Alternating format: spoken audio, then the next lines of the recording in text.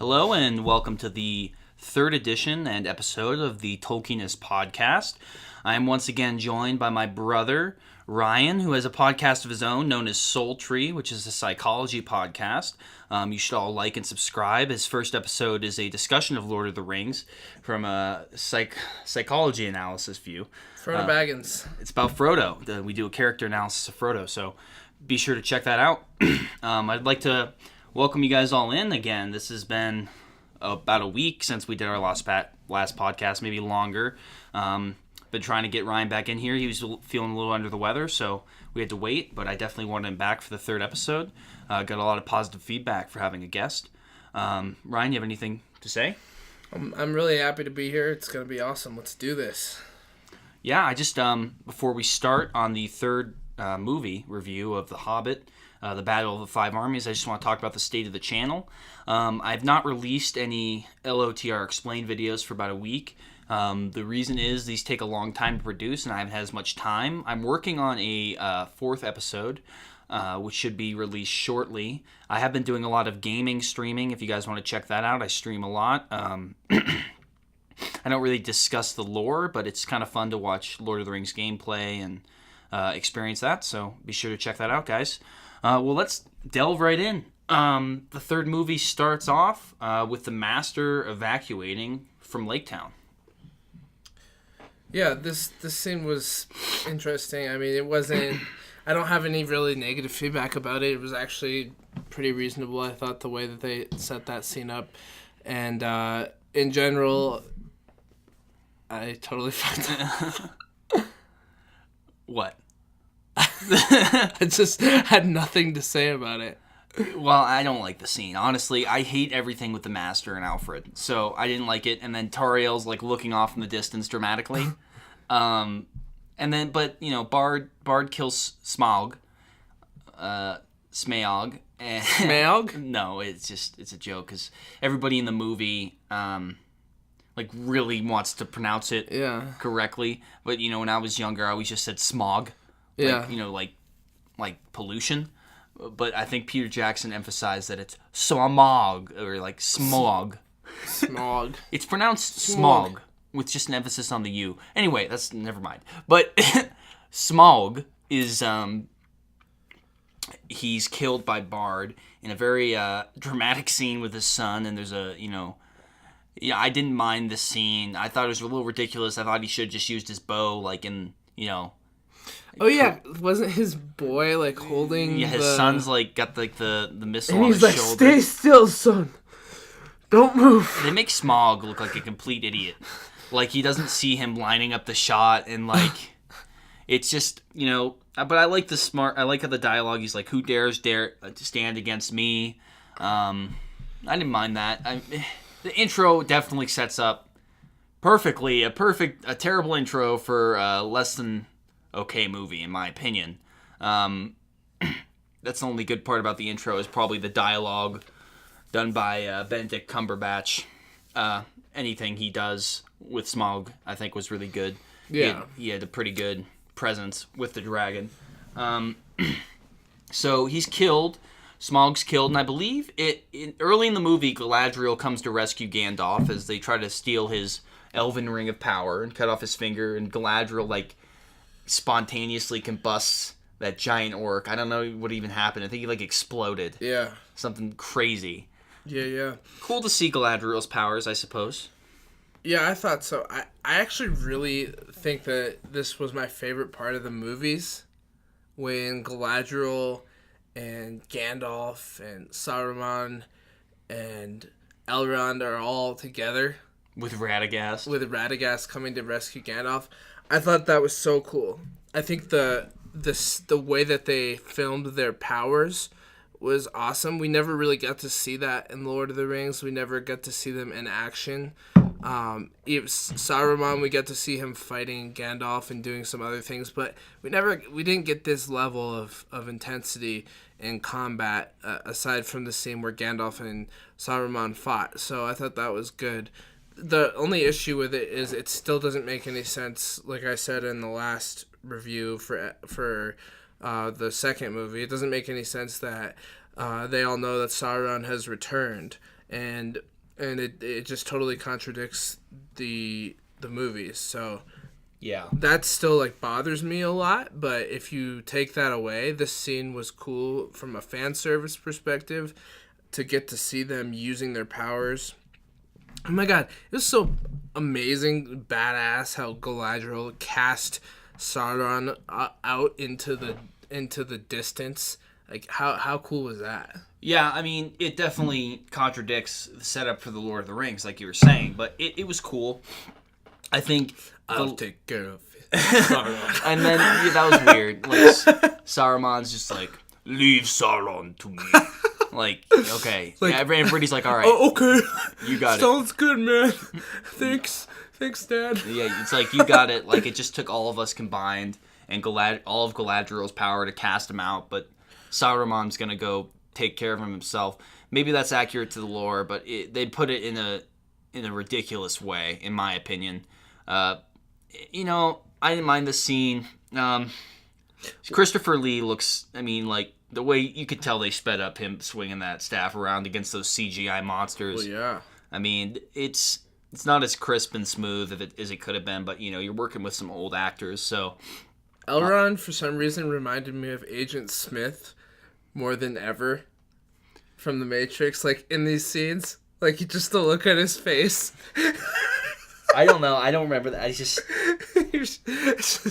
you know, I'm sure everybody's seen The Matrix, but in the Lord of the Rings movies, I never had a problem with confusing Elrond with Agent Smith. Like, I never thought of it. Yeah, I don't know. But I actually thought of it this time. I was like, oh yeah, that's Really? Agent Smith. You kind of forget. I mean, I think he does a great job as both characters. Yeah, he really does. What's the actor's name? I know the name. Let's find it. It is Hugo Weaving. Man, yeah, he he's does. pretty He good. does a good job. I was just watching all the appendices for the Lord of the Rings, and I was watching how Andy Serkis does the voice for Gollum. Right. And I mean, he's not in this movie. I think it's just interesting to know. We'll probably talk about that later in a Lord of the Rings review. But I mean, some of these actors they get are incredibly talented, which was why the dwarves casting really upsetted me. Some of those could have definitely been casted better. The dwarves played like these funny, goofy. The only dwarf I think they did Balin very well. Balin's casted well. Yeah, they made him seem, and he had honor, and Balin, he had a good he had a good sense of humor, but he was also very serious, and he was like the old elder. He was like the wise dwarf. It seemed like. I like Balin, Dwalin, and Fili, and then I like Thorin to a degree, but not as much as I should.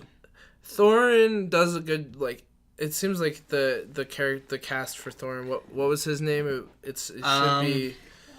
We just had it up here, but he did a pretty good job. Richard Armitage. Yeah. He did fine. There were some bad parts, but it was... But I just wanted to say, before we move on from the Galadriel part, didn't they clearly display that she was more powerful than any of them? Wouldn't you say? Elrond, Gandalf, and Galadriel all have elven rings of power. I'm not sure. I believe Galadriel is more powerful than Elrond. Really? Yeah, I'd do say or so. don't? I'd say so. You're saying you do? I believe she's more powerful than Elrond. I'm led to believe that she's the second most powerful force in Middle Earth. Yeah, besides Sauron.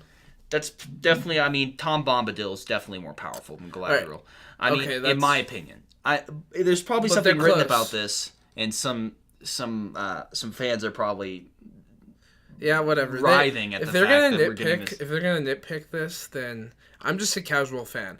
I'm not just a casual fan. I'll take it back. I'm a huge Lord of the Rings fan, but I haven't read the Silmarillion. I love the movies. I love the books. I love Tolkien. I love the fantasy genre. But if you're gonna listen to this show and nitpick the pronunciations and the lore and all this, it's like, come on, Colton is doing fine over here. He's doing just fine. Like, I know people that butcher it way worse, so I think we're fine. We're talking about the movie. We're not talking about... The movie's already butchered, so what does it matter? Yeah, I mean, I understand where they're coming from. They're trying to preserve, factual, the facts about Tolkien's work. And that's fine, but it gets a little bit obsessive, and there's definitely some less than polite people when dealing with it. So I can see your point. I don't like dealing with them. My channel's more directed towards, fans of the movies and people who've read the books, but less so people who've read the Silmarillion and people who've read Unfinished Tales and the histories and all that, because I haven't read any of that stuff. I've only read the books. Although I've read it, I'm not as learned as a lot of the Tolkien scholars, as they'd call themselves. I like the people who comment that give you positive feedback, but also like say, hey, but don't forget about this, Yeah, because then at least they're saying, hey, good job, and make sure to remember to pronounce it this way or whatever. I think that's fine. And it's just as if that like it was so like my one error was so bad that like it ruined. They were like Whatever. They were writhing the whole time, and it ruined the whole episode for them. Yeah. And they can't enjoy it. So it's usually not positive. It's like not even constructive feedback. It's just like, this is not worth watching. Yeah, whatever. There's always going to be haters.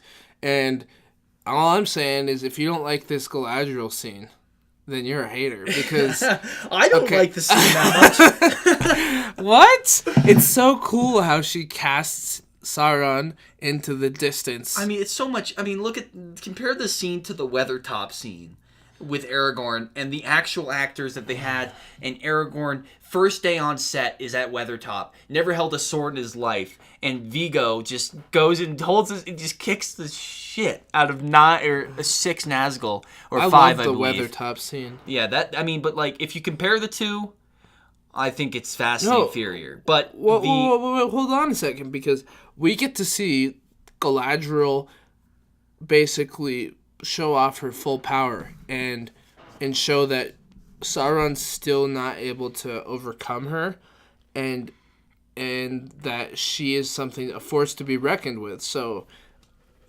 the only problem, like I said, with this scene is the whole premise of the scene of knowing Sauron's back and casting him out, it contradicts the Fellowship of the Ring completely. Yeah, that's the only problem. The way they did the scene, and the way they portrayed the magic, and the way that they portrayed the power between the Nazgul in the duel with Elrond, Saruman, and just those two really. And Galadriel was there too, but she was basically taking care of Gandalf. They portrayed it, I think, accurately to what I would expect that Tolkien was trying to say about these people's powers. Yeah.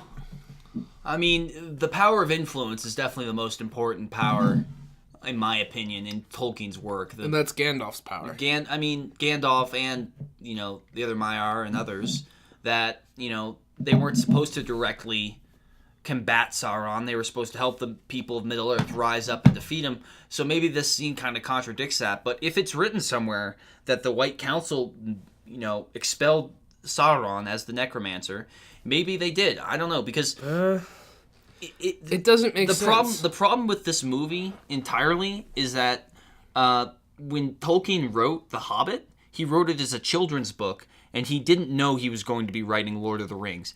And people can dispute that if you want. He may have had the universe in mind, but he didn't know he was going to write. He didn't write it. He had the bigger universe in his head, but he didn't know if he was going to continue it. Mm-hmm. So he didn't have the larger themes of, the ring being this great evil force and, Sauron and all that stuff. He didn't build it all out yet. But that doesn't matter, because the book doesn't contradict the other 3 books. The Hobbit does not contradict the other Lord of the Rings books at all. It doesn't do anything that makes you feel like it doesn't make sense. But it's still, if you read The Hobbit and then you read The Fellowship, chronologically it doesn't contradict itself. Yeah, of course it does. This movie, because they made the Hobbit movies after they made the Lord of the Rings. This movie contradicts the other movies. If they had made the Hobbit before the Lord of the Rings, I think it would have come out a lot better. because that's how Tolkien Yeah, yeah, it would have probably. I mean, because you can't, instead of it's building, like doing the Star Wars, because The Hobbit is such a lesser story than The Lord of the Rings, so you can't expect Peter Jackson. This is what he was thinking. You can't expect me to go from some epic saga to some minorish tale. And The Hobbit, it has its importance, reclaiming Erebor and all that, but it's not as important as The Lord of the Rings, not nearly. So he tried to build all this stuff up that, the Dark Lord needed Erebor to serve his purposes, which may be true, but it wasn't as this big dramatic, they definitely portrayed it a little bit more important than as written in The Hobbit. When you're reading The Hobbit, it doesn't feel like it's some urgency, like the fate of the world is depending on it. No, it's not. It's not fair.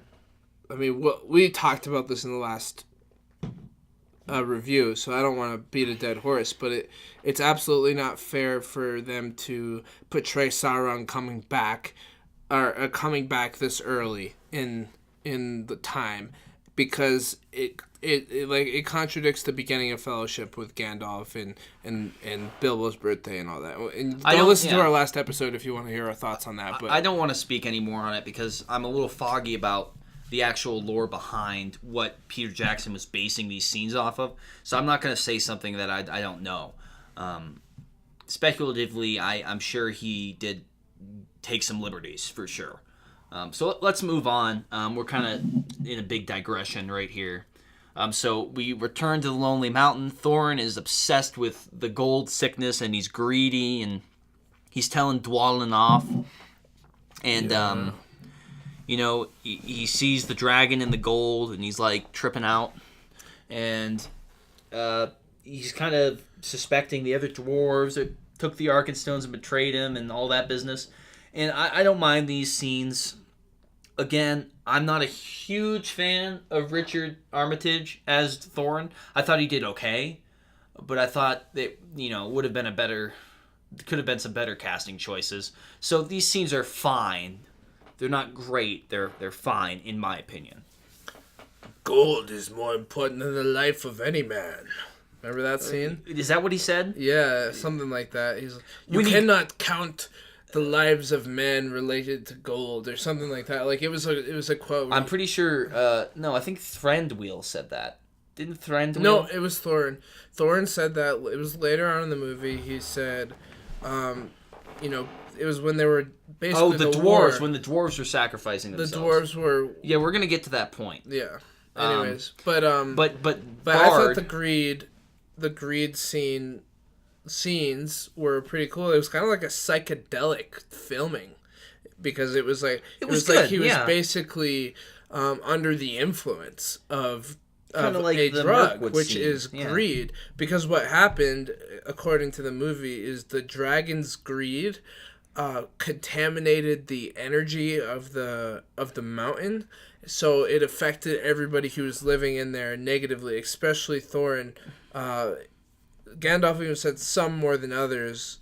Apparently, I think it was the Arkenstone more than the dragon, because before his grandfather, it said in the movie it was tainted with dragon's greed. Well, it was tainted with the dragon. I think played a part, but it was, I think, the Arkenstone more than anything that was the movie portraying Thorin's corruption. Right. Because his grandfather was betrayed by the Arkenstone, and now that if you notice, it doesn't affect any of the other dwarves or Bilbo the Green. So now that he's king under the mountain and the Arkenstone is his, I think that because it's all his, he becomes greedy. Because like his grandfather, right, Thror, became greedy, so did he.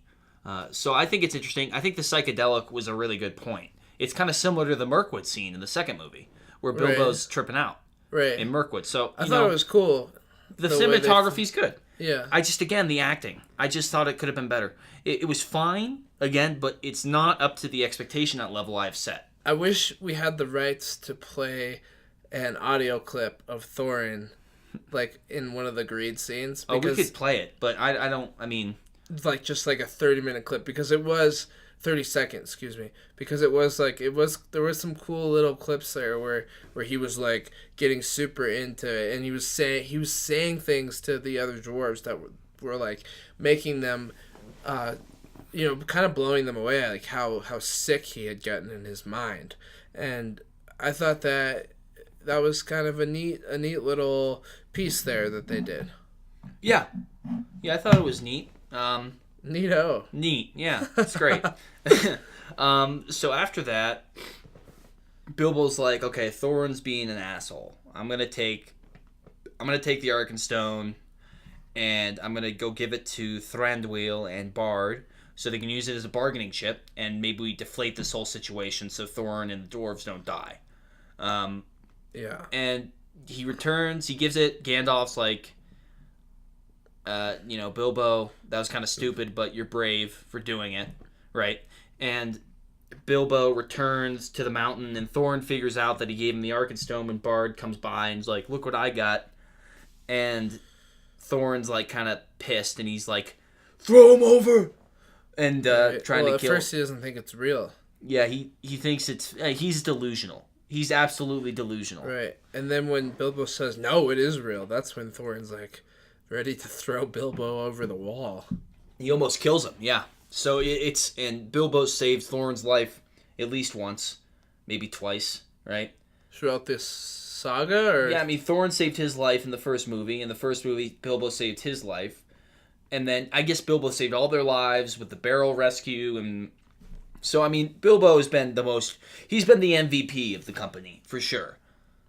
Yeah, I mean, he's a wild card. The ring is the MVP. I mean, he gets to take all the credit. Well, he rescues him from the spider. Oh, well. Yeah, he does rescue him from the spiders, even if it's only for a little bit, till they get captured by elves. But I'd say... He gets to seem greater than he is because he has the ring. That's what's so interesting about these movies. Well, even with the trolls. He doesn't have the ring against the trolls, and he gets them out of clever. that situation. Yeah, he's definitely clever. Yeah, I mean... And he was clever with Gollum, too. Very clever. So Bilbo's definitely cunning. I'd say that's a good word to use when describing Bilbo. He's not exactly morally perfect. He lies a lot, especially about the ring. But I think that's just the insidiousness of the ring kind of taking hold. Mine! Yeah, exactly. Right. My precious. Yeah, so Bilbo's definitely cunning. And he told Gandalf that he had lost the ring at the end of the movie. Oh, no, Gandalf, I lost it. Yeah, we could talk about that later. That was funny. Excuse me. So... Next, the dwarves show up, just as Thranduil's about to light them up. The Dwarven Army, led by Dane Ironfoot. He's sounds like a Scottish or an Irishman. I think he's CGI. He looks CGI. He doesn't look real. I'll cut off your pretty head. I don't think Dane is real. I don't think that's an actor. Really? I think they did the green thing like they did with Gollum. Because if you look at all the scenes with Dane, there's no close-ups of him. They're all quick pans. And it's either he's turning around, there's like quick glimpses of his face, and then when you see it, it looks like it's CGI. Huh. It's interesting. You could easily look it up and find out. I'm gonna guess he was CGI with some basis on somebody who looked kind of like him. But I think with like the boar tusks sticking out of his face and stuff like that, maybe they just wanted to not deal with the makeup, which is probably another one of Peter Jackson's lazy excuses, and I don't know. And he's wielding that huge hammer, right? Yeah. Maybe they thought that wasn't realistic, and he's riding a pig. So I wouldn't be surprised if that was CGI. They had a new weapon. The dwarves had a new weapon. The twirly durlies. Yeah, the twirly durlies.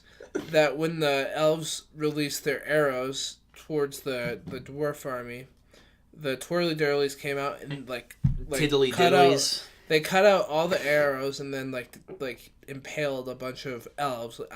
I thought that weapon was ingenious if it was actually could have been real, but I don't think it could have been. I don't think that's a realistic weapon. Yeah, I mean, the dwarves are definitely engineers, and they definitely, if any race did that, would do something like that, it'd be the dwarves. It's conceivable. It's definitely another one of Peter Jackson's implements to make it cool, and this is just the beginning of this battle scene, which is atrocious. It's terrible. I don't enjoy it. It's all CGI. If you took a shot every time there's a decapitation, you would die before finishing the battle from alcohol poisoning. This is it's terrible. It's like they took all the concepts with the Battle of Pelennor Fields and Helm's Deep, which is regarded as the best medieval / fantasy battle shoot of all time. Helm's Deep is. Mm-hmm. It's often regarded as the best battle sequence in any fantasy or medieval movie. Mm-hmm. And to take that and go from that to the Battle of the Five Armies is just atrocious. There's cool parts, but oh my gosh, it's 2 hours long. The battle scene. Yeah, it's like two. Oh it's my like God, most of the movie. I was so surprised by that, like how long I was watching this fight. They forgot of the great Earth Eaters that come from the ground. Those were like Nidus worms from StarCraft. They pop up out of the ground, and is that a thing in the Lord of the Rings universe? I'm sure. Again, I'm not going to speak to something I haven't researched, but I doubt Jackson would put something like that. There's probably I wouldn't be surprised. This is like the twiddly diddlies or whatever they're called. This is what Peter Jackson's logic is in this movie. Well, Tolkien said didn't say it wasn't there, so we can include it. Right. Like if he said this, because he said he didn't say this specifically did not happen, we can include it. It's kind of like that South Park episode with the ancient aliens at Thanksgiving. Right. It's like no one said there weren't aliens at Thanksgiving. Like that's their logic. So there's a lot of that in this movie. And whatever. He screwed himself. Peter Jackson screwed himself because he had too much time left, and he knew he had to make this enormously long battle scene that didn't flow well. It had these troll-like creatures that looked like they were from Harry Potter. And I hate Harry Potter for reference, but yeah, you're a little hard on Harry Potter. I despise Harry Potter. But the first Harry Potter movie, I think they find this troll or whatever in the bathroom, and it's just a terrible CGI troll. It's awful. And there's good CGI in Harry Potter, but it looks like this dumb troll with like a misshapen face, and you take it and it looks like a cartoon character, and then you compare it to like the trolls like from the Mines of Moria in the Lord of the Rings. It's awful comparison wise. I'll let you speak a little bit about the battle scene because I hate it, and I think I'm just ranting about how terrible it is. Maybe there's some good parts in it.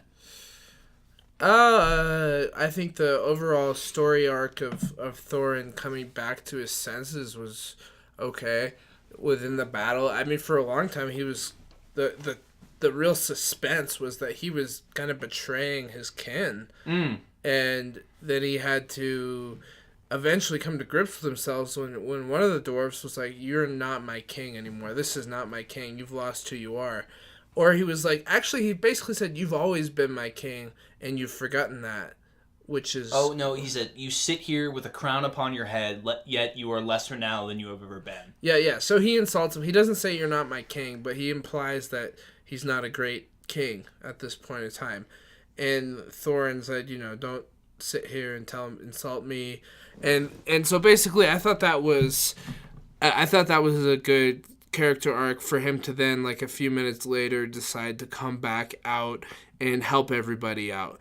It was really late, and his brother Dane was like, "Where have you been?" And like it was just like he wasn't mad or anything. He was just like, "Where have you been? I'm so glad to see you. Let's fight for the king." And then the dwarves started rallying. They started embracing in the middle of a battle with everybody around them. One of those scenes where like, how do they have time to not look behind them and worried if they're going to get stabbed? Because they're just embracing, and there's like people dying all around them, as if the orcs were like, "Oh, they're hugging it out. We shouldn't stab them right now." And, well, I mean, but they were rallying, really. I mean, they were fighting harder, I guess, for their king. I'm glad that you brought this up, because this is like the one scene in the movie I didn't mind when like the bell that comes out of nowhere crushes the wall that they built into Erebor, and they come out. And like the part I like is when Bomber starts blowing on that big horn, right. Yeah, I thought that was cool. That's awesome. Yeah. But Dane makes me cringe. He just, I don't know. He feels like he's CGI to me. Yeah. And if he was the way that they depict Dane, Thorin, Legolas, what's the lady's name again? The lady Tauriel. Who else is like a demigod in this movie? They're all like superheroes. Yeah, they all basically can take out a whole army. Yeah, I mean, they're all in the classic scene, which I'll get to, is when they decide to go cut the head off the snake and take out Azog on his hill. And they come up there and like, oh, it's abandoned. After, they decapitate 8 trolls simultaneously with their battle wagon. They were all just standing below a cliff. They flew off the cliff and they decapitated them all simultaneously. Remember that? Uh-huh. Yeah, that was great. That was some really good. That was awesome. Not excessive at all. So after that, and they rush up there. They get up there and they're like, it's abandoned. And Dwalin is like, oh, there's a goblin mercenary pack. No more than 100. Should be no problem. And they're like, okay, we'll handle it. Keely, go search out those towers. It's like, what are you doing, dude? There's 100 goblin mercenaries, and they're just so overpowered that it's no big deal. Who can take out 100 goblins? Well, Gandalf would have trouble with taking out 100 goblins. Wait a second, because in the 2 towers, at the end of the Fellowship. The Fellowship of the Ring. At the end of the Fellowship of the Ring, when the Uruk-hai are in hot pursuit of the Fellowship, Aragorn goes ham and takes out like 50, 60 Uruk-hai. Yeah. No, dude. No. Yeah, he does. No, he does. And Boromir goes ham. Like Gimli and Legolas go ham. Like everybody goes. They take out. I'll justify that because in the book, Boromir is like when he gets sent down the river, which I wish they included in the movies. He's sent down the river, his dead body with all the weapons of the enemies he had slain, and the boat is filled with weapons. So he took. So Tolkien wrote it as if they took out a lot. I could believe Aragorn could take out, 20 Uruk-hai, and he went up that stair and he funneled them in and whatever. But it was not. You can't say it's as excessive as just 2 guys being like, oh, no more than 100. That'll be easy. Well, goblins are not nearly as strong as Uruk-hai. That's all I'm saying. Yeah, it's true. But at the same time, I don't like how they disregard it as if it's just gonna be easy. There's 100 goblin mercenaries coming at them, and they're like, okay, we'll split up. There's only 4 of us. It should be fine. Yeah. 2 of us can stay here and take out the goblin mercenaries. Right. You make a good point, though. I agree. Well, I mean, in general, we just have to decide, who can do that and who can't in the Lord of the Rings universe. I mean, I think it's reasonable. Okay, so Aragorn, he's definitely has super strength, super abilities. So the fact that potentially he could do something like that is believable. These dwarves, on the other hand, I mean, Thorin, you got to give him some credit. He is royalty, and he has a special essence about him. So he should be able to do something extraordinary. Legolas, he should be able to do extraordinary feats. Tauriel, I don't know what she can shoot an arrow out of the air. I don't know what makes her special, but she seems to be portrayed as having super. Well, she's captain of the guard, so she's a great warrior. Okay. So I mean that's good enough. I guess she's just a Sylvan elf, captain of the guard. She doesn't have the royal bloodline like Legolas, but I guess it's conceivable that she could be a great warrior that could slow down time and aim an arrow to not hit Legolas out of midair. Not just the arrow, but the arrow head to deflect it out of the air, which is interesting. So Fili and Keely go to search out this tower, and of course it's a trap. I mean, who didn't see it coming? Keely gets killed. No, Fili gets killed, and then Keely meets Bolg, and Bolg, does his work, messes him up, and then Tauriel, she's pretty heartbroken because that love story is so built up and spectacular. Totally forced. It would have been so much better if they made the love story have to do with Legolas, and then Tauriel dies at the end, and Legolas has to walk forward in life without Tauriel. And then next time you watch Lord of the Rings, you'll have a whole new without perspective. any mention of Fili. Right. There doesn't need to be a love triangle. No. That would. No, I mean, Fili. Fili can Keely. just. Sorry, it's Keely. Whatever. No Keely. Wow, they that's didn't really need to good do insight. That. I love that. Yeah. That's awesome. Because Tariel, the actress isn't that terrible. But if you take out all the Tariel Keeley love scenes and you maybe mingle in some Legolas Tariel, and Tariel's giving him the cold shoulder until the end, and then she dies, right? That would be way better. Or they fall in love and then Legolas has to lose her at the end. Yeah. Yeah. I mean, that would be great. And then, we get to watch Lord of the Rings and have a new perspective on Legolas. How much would that build to Legolas's character? Exactly.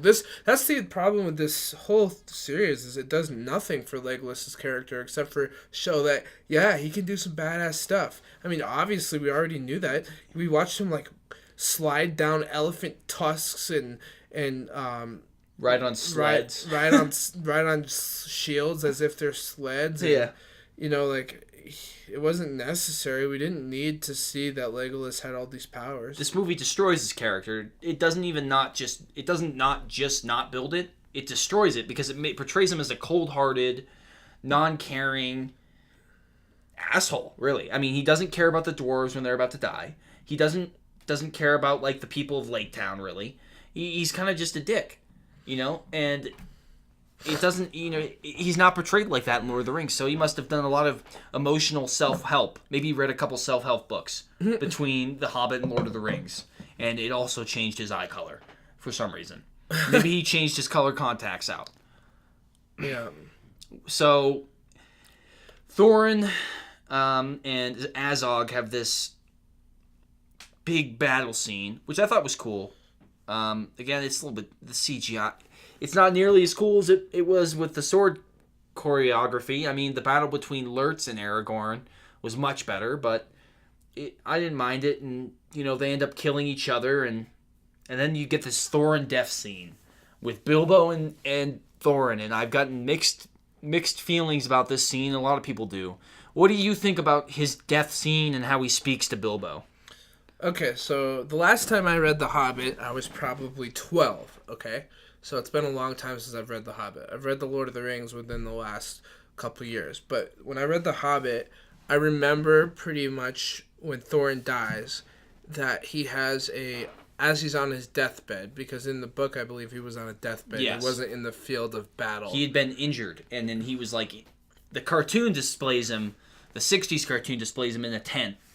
That's how I always talk about it, in a tent, being treated for his wounds. Right, and Bilbo comes in, and I remember they had this really tender moment, and I believe in the book Thorin imparts some wisdom and shares some affection for Bilbo. So, I think they captured the spirit of what Tolkien was trying to do on the battlefield, so I don't have much of a problem with it. I think his apology to Bilbo was good, and the fact that he died was probably good because there's no way that he could redeem his character after that. Yeah, I just can't stop comparing it to Lord of the Rings, though. And that's the problem with these movies. It's just every scene, especially because it's a trilogy, I have to compare it to another scene in Lord of the Rings. And I said, okay, let's think about the Lord of the Rings scene that's the equivalent. Éowyn and Theoden, right? When Éowyn is, Theoden's, giving his death speech to Éowyn. How good did they do that scene?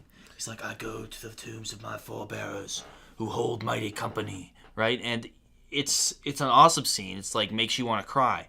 And then this scene just seems it seems a little forced. And again, I blame, that actor Richard Armitage's acting. Honestly, I think it could have been better. The script is probably okay, but it just didn't seem natural. Martin Freeman makes it seem okay, I guess. Maybe I'm being a little hard on the actor of Thorin, but that's just how I see it, man. Because this movie didn't really conjure up any major emotions for me. And then later, when you see Bilbo has to depart from the dwarves, which we'll talk about in a little bit, there's no emotional feeling, really. But, I thought the death scene was okay. Compared to the Lord of the Rings death sequences, again, another one, Aragorn and Boromir, right? That one was great. Mm-hmm. And, very good. Sean Bean's he's hyperventilating, and it's how you'd imagine somebody be dying. Thorin was just stabbed through the heart with this crazy thing, and he's just he let himself be stabbed so he Right. can come out on top. But he was stabbed. Here's the thing. This is what I think. You can't even compare these movies to Lord of the Rings. That's why I said in the last review we did that I am denouncing these movies from Lord of the Rings universe canon. And I don't even have the right to do that. I'm just doing it in my own mind. Because these movies are bad, one.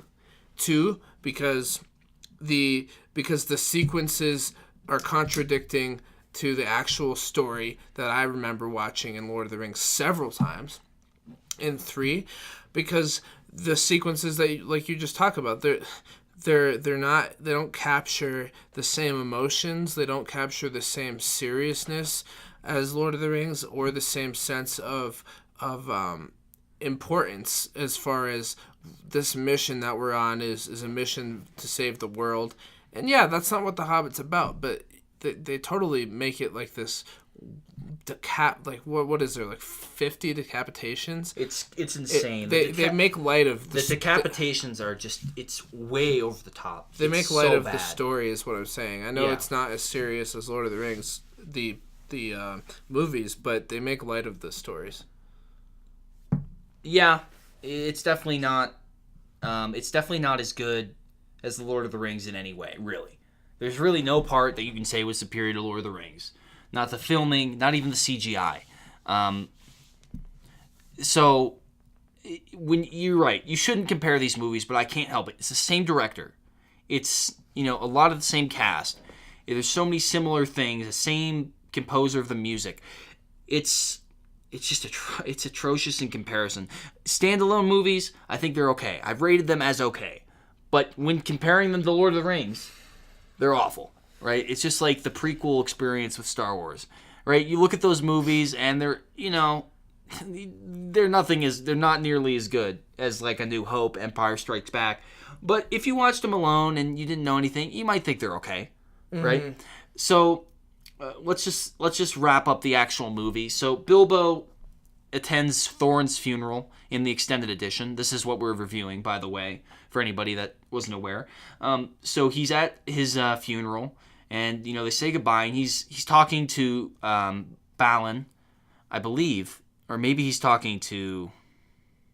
He's talking to Balin right before he's about to leave, and he's like, "I'll just slip away quietly. I'll sneak away." And then, he's like, "You can tell them goodbye yourself," and they just appear behind them.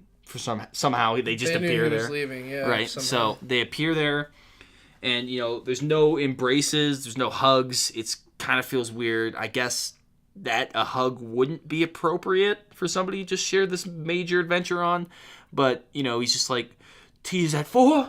Goodbye."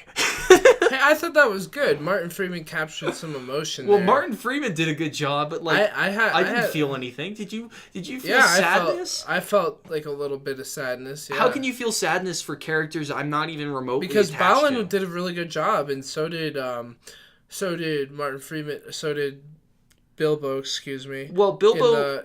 I mean, the actors did a good job bonding throughout the movie, and the dwarves. I don't think the dwarves are the ones who are at fault. I think it's the way that they portray the dwarves as filmmakers. I think the scene could have been written better. Yeah, I don't think. But the thing is, why would Bilbo try to sneak away without saying goodbye? Is he afraid to say? Does goodbye? he do that in the book? I don't remember. But it's interesting. I think he does tell them tea is at 4 in the book. Yeah, that was good. That was a good touch. He goes back to the Shire, and then "Oh, Gandalf, you shouldn't worry about that ring. I lost it." And that was not in the books, to my recollection. So he's just trying to set up some deception with the ring. And Gandalf, if Gandalf doesn't suspect anything about the ring, he should from that dialogue. But he just, "Oh, it's such a coincidence that Bilbo found this powerful ring. Oh, and Sauron's returned. I'm not going to put the two and two together. I'm just dumb." That's basically how they made Gandalf seem. I'm not going to go look into it. It's just another one of the great, powerful rings, because they're everywhere. They're just, every turn you take, there's just another ring of power just lying on the floor that hobbits pick up. So, I mean, in the book, it portrays it a lot better. I think you walk away from this movie not reading the books. I think you walk away from this movie, if you've never seen The Lord of the Rings, and you're watching this, and then you follow it up by watching The Lord of the Rings, thinking Gandalf is an idiot. at the end of these movies, thinking he is not intelligent, thinking that I don't believe that's how they should have portrayed him. I'm saying this is how they did portray them, in my opinion. They portrayed him as stupid. How would you not put these two together after Sauron's return? How would you not? How would you not at least suspect? How would you not at least do some investigating about he holds a ring of power? How many rings of power is there? 20. 20? That's it? 20 rings of power made. Wow. And most of them mentioned in this movie were lost. So he finds this ring of power. Well, first of all, the only rings of power that are void from the corruption of Sauron are the 3 rings, the elven rings, right? He already knows where all the 3 elven rings are, so he knows this ring is probably under the influence of Sauron. Unless there were other minor rings of power made, which I'm not aware of, it's a little bit of a plot hole. Yeah, I mean, that's the same type of plot hole that we discussed earlier. Yeah, it is. And it always comes back to the fact that when Gandalf is on his horse chariot, riding towards his wagon, whatever you want to call it. Well, chariot sounds like some epic Roman battle. What are there, like, swords and spikes coming out of the wheels? Like he's like killing hobbits on his way in. Sorry, I mean his wagon, chariot. Riding into Hobbiton on his war chariot. Like, sorry, what up, guys? It's not a chariot. Okay, let's just move on. On his wagon. And he sees Frodo. It's so good to see you, Frodo. And then he rides up to Bilbo's house. And what about old friends? And comes on in, and they. Well, I like how they reference that in the end of this movie. Yeah, they do. But the point that I'm making is that it wouldn't be the first thing on Gandalf's mind to talk about the party and rejoice with Bilbo. It would be, Bilbo, give me that ring.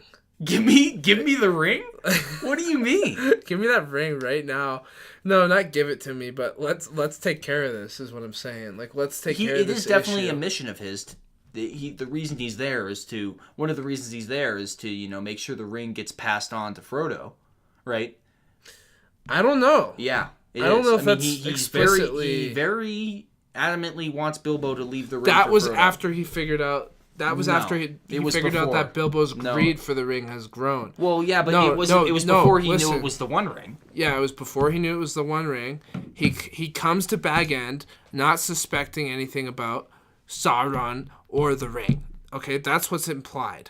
He's not suspecting anything. He comes, then all of a sudden, Bilbo has a greedy ass moment about the ring, and Gandalf makes the whole room dark and says, I am not trying to hurt you.